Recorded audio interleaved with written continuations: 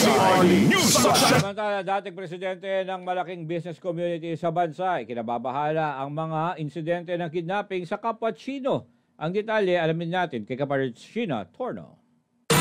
Kinumpirma ng former president ng Federation of Filipino-Chinese Chambers of Commerce and Industry Incorporated o FFCCII na isang negosyante ng steel company na Chinese ang biktima raw ng kidnapping sa bansa.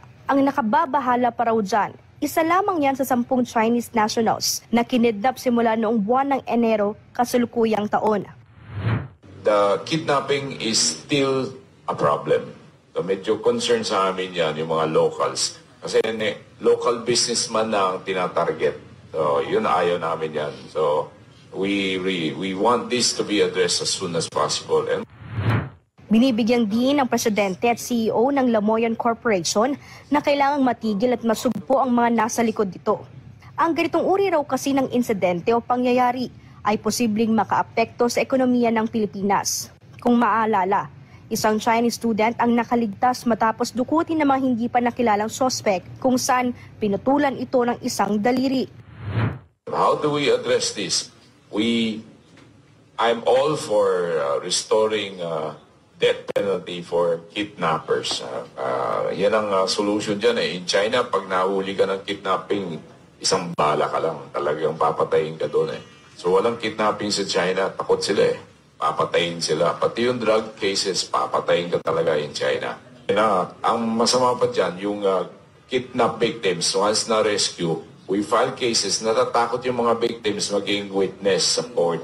Dahil matagal yung process natin sa court eh. Tinatakot din sila yung mga kidnappers eh. So they threaten them and so they end up dropping the case and nakakalaya yung mga kidnappers natin. That is not good.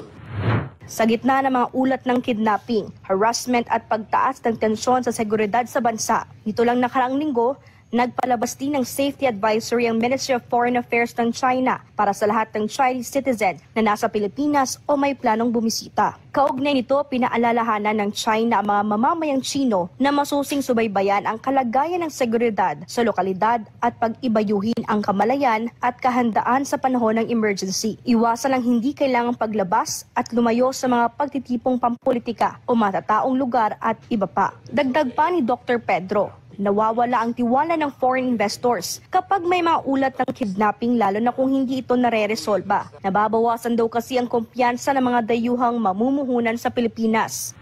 They want to invest in the Philippines. What are the requirements for investment in the Philippines?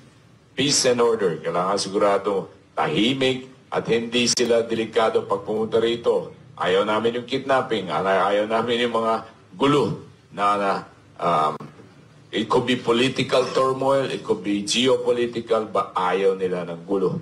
Yan, number 1 yan for investors. Para naman sa isang dating senadora, ang takot sa krimen at kawalan ng peace and order ay isa sa pinakamalaking red flags para sa mga investor. Sa halip na ilaan ng kapital sa Pilipinas, posible itong mailipat sa mga bansang mas ligtas. Sa ibang bansa nga raw ay inaakit o hinihikayat ang mga Chinese citizen na mamuhunan sa kanila. Yung ibang bansa, inaalis na nga yung mga visa requirement para yung China makapasok. Lahat kasi they have about potential 3 to 350 million tourists at malakas gumastos. Even Europe is trying to attract. Ang kailangan natin yung foreigners na pupunta rito, not just Chinese, but others as well who are willing to spend money here. Pero pag talikod, saksakin mo sila sa likod. Mahirap mong asahan na may kaibigan ka, kapitbahay mo. Habang bukas ang Pilipinas sa foreign investment, malinaw na kailangang resolbahin ang isyu ng kidnapping at panatilihing ligtas sa mga mamumuhunan at turista. Isa itong hamon na kailangang tugunan agad para mapanatili ang tiwala ng international business community ayon sa isang security strategist. They still want to invest in the Philippines, but of course, we have to understand them that their prime consideration is peace and order. Peace and order. So we really need to improve our way of promoting peace and order in the Philippines in order to really attract investors. Para sa Diyos at sa Pilipinas kong mahal, ito si Sheena Torno, SMNI News.